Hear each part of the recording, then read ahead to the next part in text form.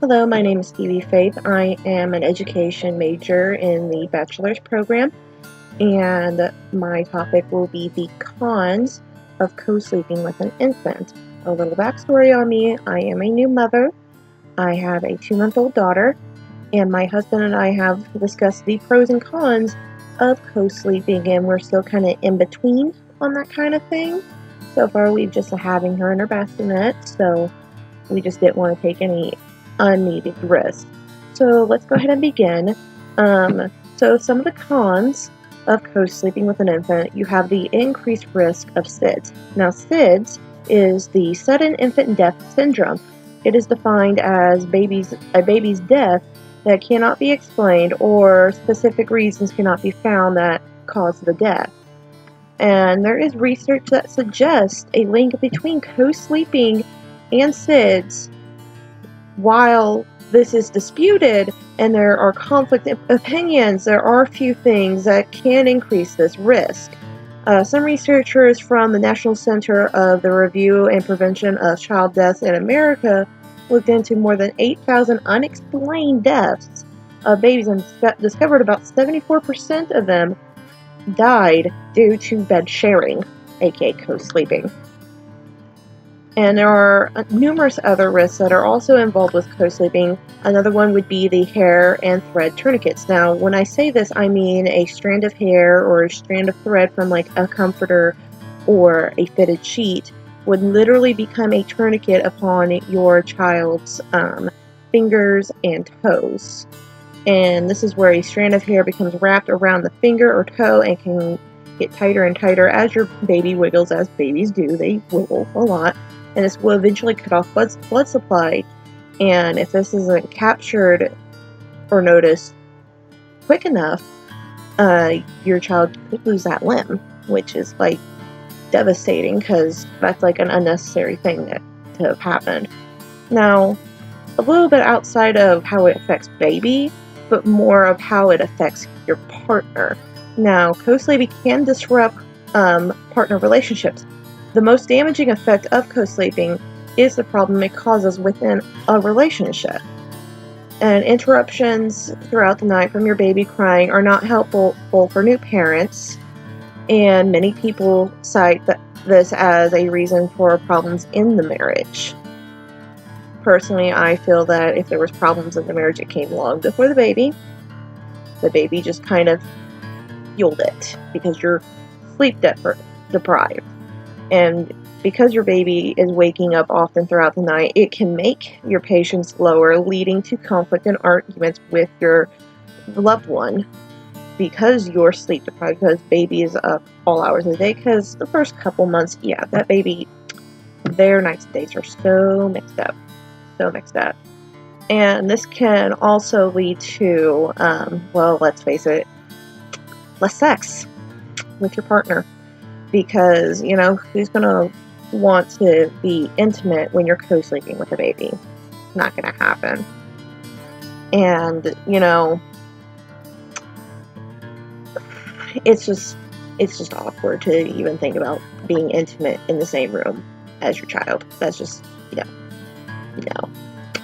And 1/3 of couples say that they are divorcing because of lack of sleep, which just shows how important 8 hours of sleep a night can be for your life as a whole. And then we're not just talking about your own life as in your personal health, but it also affects the health of your loved ones and the relationship you hold with those loved ones. Now, another issue as we're talking about sleep is the disruption of sleep patterns later in life. The later a child co-sleeps, the worse their sleep habits are later on in life, as a new study has revealed. This is according to the Norwegian Institute of Public Health, which published research which used information from 56,000 mothers about their children's sleep habits. The results showed that 1/3 of all babies that were waking through the night at 6 months old were still waking up while they were supposed to be sleeping at 18 months old. So that's a little over a year old. Those children that had co-slept for a shorter time overall and were awake more often than other children. This can be chronic sleep problems were found to be more common in babies that had co-slept. So kind of like a nature versus nurture kind of thing.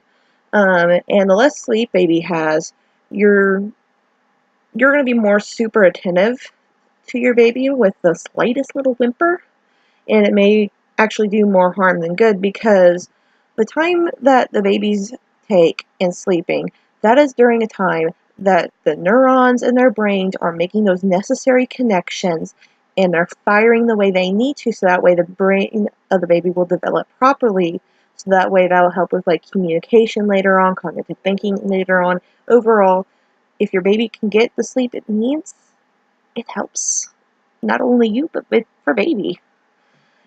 And the other issue with co-sleeping is the risk of falling out of bed or being stuck in gaps for the baby. Now, if your baby falls out of bed, you're risking, brain and bodily injury. And it could get as severe as traumatic brain injury or TBI. And that can cause developmental delays because of a physiological, what's the word I'm looking for? A physiological injury. And with being stuck in gaps, you also risk that child, being suffocated, because they could be stuck in that gap and they can't, their mouth is covered, their nose is covered, and they can't breathe. And also being stuck in those gaps can cause other physiological issues like dislocation of limbs, because they can't wedge out of there. So that makes it where limbs get dislocated, which would cause unnecessary hospital visits and possibly get CPS involved because they could suspect abuse, which no child needs to be abused, and it is hell for a parent to be in that situation, to be quite honest. You also deal with the overheating of an infant. Infants, they can't really regulate their body heat, not for a while, and they can get overheated. And when they get overheated, they can either get really bad sick, or they can suffer from delays from exceedingly long exposure to overheating. So not only will that make baby uncomfortable, but you run the risk of that baby getting cognitive and developmental delays because they were too warm. But same thing could be also said for if a baby is too cold. It can cause emotional behavioral issues in that aspect as well.